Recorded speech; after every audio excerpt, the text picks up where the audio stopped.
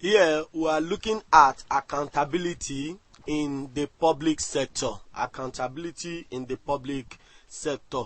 Under this topic, we shall be looking at, we'll look at the introduction, we'll look at the concept of accountability in public sector, fiscal transparency. We'll look at the IMF Code of Good Practices and fiscal transparency. We will look at the condition that facilitate the promotion of public accountability. We will also look at the measure to enhance the public accountability. We will look at why there still exists no effect in public accountability in Nigeria, where there still exists no effect in public accountability in Nigeria, and we'll look at some examples, some questions at the end of this.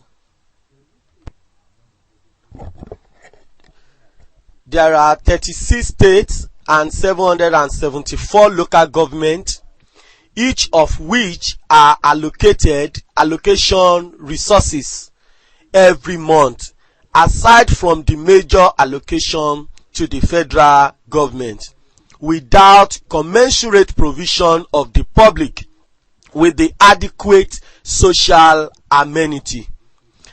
This chapter differentiates between accounting in the public sector and private sector and the concept of public accountability. Under this topic, we shall be looking at the difference between accounting in public sector and private sector, and majorly the concept of public accountability. Concept of accountability in public sector.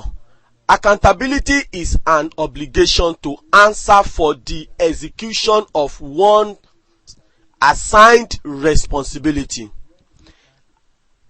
Accountability is an obligation to answer for the execution of one's assigned responsibility.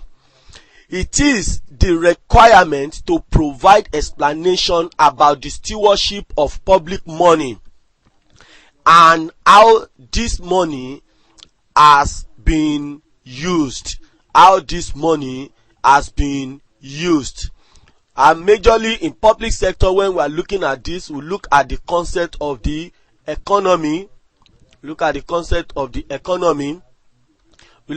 effectiveness. We look at effectiveness, and we look at efficiency.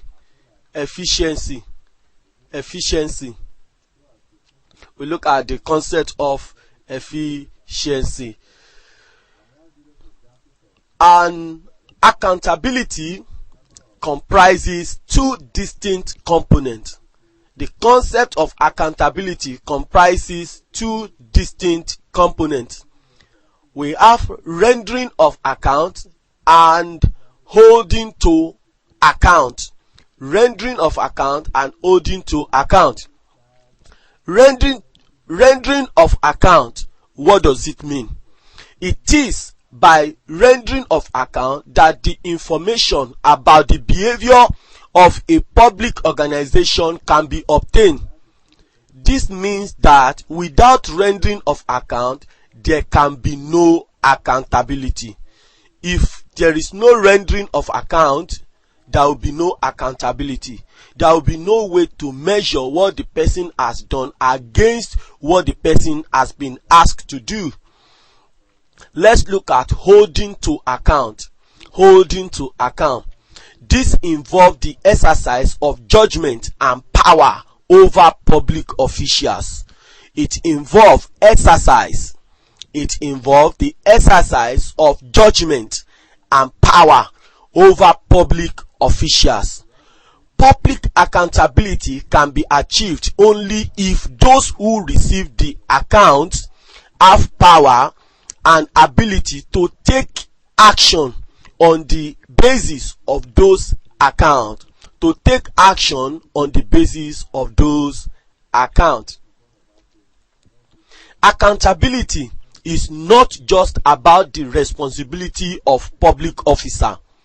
Accountability is not just about the responsibility of public officer and the institution to the people they support to service, and the institution to the people they support to service, but also include a willingness.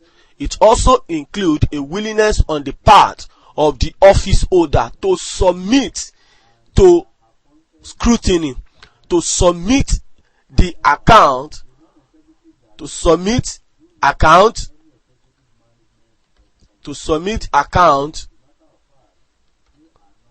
for scrutiny, to submit account for scrutiny.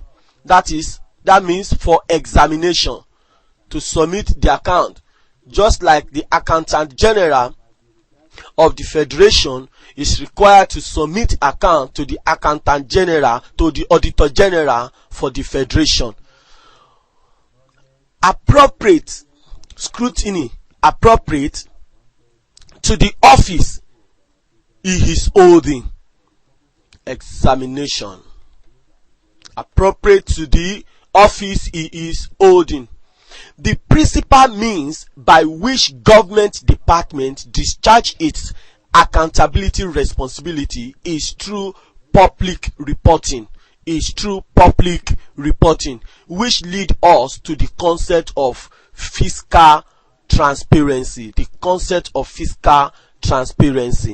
Let's quickly look at the concept of fiscal transparency. What does this mean? This is the aspect of accountability which requires government to carry out all aspects of budgeting responsibility with openness. This aspect of accountability requires government to carry out all aspects of budgeting responsibility with openness, with trust, with basic values and ethical standards, so that it will have nothing to hide, from the public. It will have nothing to hide from the public.